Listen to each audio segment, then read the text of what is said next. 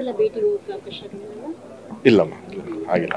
Sir, ಆಮೇಲೆ ಈ next project ನೀವಂತೂ ರಿಲ್ಯಾಕ್ಸ್ ಆಗೋರಲ್ಲ, ಬಟ್ ಈಗ ನೆಕ್ಸ್ಟ್ ಪ್ರಾಜೆಕ್ಟ್ ಯುವ ಸಿನಿಮಾ ಮಾಡ್ತಿದ್ದೀರಾ ಅಂತ ಹೇಳಿ ಯುವರಾಜ್ ಕುಮಾರ್. ಇಲ್ಲ ಅಂದರೆ ಏನೋ ಆ ಥರದ್ದು ನಾವು ಮೊನ್ನೆ ಒಂದು ಕಾರ್ಯಕ್ರಮದಲ್ಲಿ ಭೇಟಿ ಆಗಿದ್ವಿ ಅನ್ನೋದಕ್ಕೋಸ್ಕರ ಆ ಥರದ್ದು ಏನಾದ್ರು ಟಾಕ್ಸ್ ಬಂದಿರ್ಬೋದು.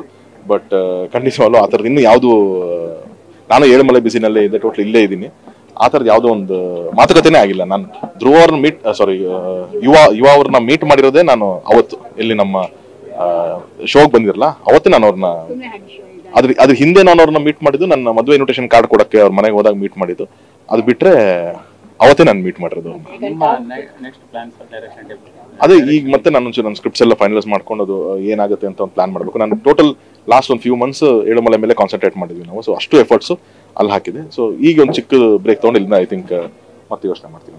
ಇನ್ಫ್ಯಾಕ್ಟ್ ಸರ್, ನೀವು ಇದ್ರದ್ದು ಸಿಂಧು ಲಕ್ಷ್ಮಣದೆಲ್ಲ ರೆಡಿ ಮಾಡ್ಕೊಂಡಿದ್ದೀರಿ, ಮತ್ತೆ ನೀವು ಆಗಲೇ ಹೇಳಿದ್ರಿ ಕೂಡ, ಜೊತೆಗೆ ಫಸ್ಟ್ ಲುಕ್ ಕೂಡ ರಿಲೀಸ್ ಮಾಡಿ ಅನ್ಕೊಂಡಿದ್ದೀನಿ ಸರ್. ಈಗ ಏನು ಪ್ರಾಬ್ಲಮ್ ಅಂತ ಆಗುತ್ತಾ ನಿಮಗೆ? ಅಂದರೆ ಯಾವ ಥರ ಅಂದರೆ ಅವ್ರು ನಿಮಗೆ ಕ್ಯಾಲ್ಕುಲೇಟ್ ಮೈಂಡೇ ಇರಲ್ಲ, ಯಾಕಂದರೆ ಅವ್ರದ್ದು ಪ್ರಾಬ್ಲಮ್ ಆಗಿರೋದ್ರಿಂದ ಯಾವಾಗ ಟ್ರಯಲ್ ಶುರುವಾಗುತ್ತೋ, ಯಾವಾಗ ಏನಾಗುತ್ತೋ ಅನ್ನೋದಿರುತ್ತೆ. ಇಲ್ಲಮ್ಮ, ಅದು ಪ್ರೊಡ್ಯೂಸರ್ಸು ಇದ್ದಾರೆ ಅದಕ್ಕೆ ಅಂತ ಅಂದ್ಬಿಟ್ಟು ಎಲ್ಲರೂ ಅದ್ರ ಬಗ್ಗೆ ಎಫರ್ಟ್ ಹಾಕೇ ಹಾಕ್ತಾರೆ.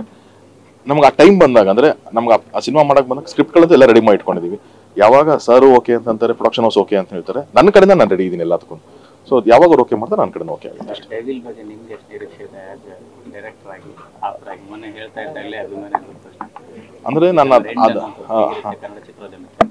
ಅಂದರೆ ನಾನು ಅಂದರೆ ನನಗೆ ಡೈರೆಕ್ಟರ್ ಪ್ರಕಾಶ್ ಅಣ್ಣ ಕೂಡ ಅವಾಗ ಅದ್ರದ್ದೆಲ್ಲ ವಿಷಯಗಳನ್ನ ಡಿಸ್ಕಷನ್ ಮಾಡ್ಬೇಕಾದ್ರೆ ಮಾತಾಡಿದ್ದು. ನಮ್ಮ ಕಾಟೇರ ಸೆಟ್ಟಿಗೆ ಬಂದಾಗಲೂ ಪ್ರಕಾಶ್ ಅಣ್ಣ ಒಂದಷ್ಟು ವಿಷಯಗಳು ಹೇಳೋರು ಅದ್ರ ಬಗ್ಗೆ.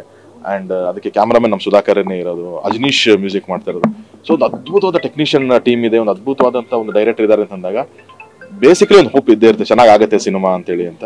ಸೊ ಆ ನಿಟ್ಟಿನಲ್ಲಿ ಅವ್ರು ಬಿಟ್ಟಂಥ ಗ್ಲಿಮ್ಸು ಅದೆಲ್ಲನೂ ನಮಗೆ ತುಂಬ ಎಕ್ಸೈಟ್ ಆಗಿದ್ದೀವಿ. ಖಂಡಿತವಲ್ಲ ಸಿನಿಮಾ ಚೆನ್ನಾಗಾಗುತ್ತೆ, ದೊಡ್ಡದೊಂದು ಓಪನಿಂಗ್ ತಗೊಳುತ್ತೆ, ತುಂಬ ದೊಡ್ಡದೊಂದು ಸಕ್ಸಸ್ ಆಗುತ್ತೆ. ಎಲ್ಲ ಸಿನಿಮಾಗಳು ನಮಗೆ ಅದೇ ಹೇಳ್ತೀವಿ, ಸೆಕೆಂಡ್ ಹಾಫಲ್ಲಿ ಬರುವಂಥ ಎಲ್ಲ ಒಂದು ಹೈ ಬಡ್ಜೆಟ್ ಸಿನಿಮಾಗಳು ಚೆನ್ನಾಗಾದ್ರೆ ಮಾತ್ರನೇ ಇಂಡಸ್ಟ್ರಿಯಲ್ಲೂ ಮನಿ ಫ್ಲೋ ಚೆನ್ನಾಗಿರುತ್ತೆ, ಇಲ್ಲ ಅಂತಂದ್ರೆ ತುಂಬ ಕಷ್ಟ ಆಗುತ್ತೆ.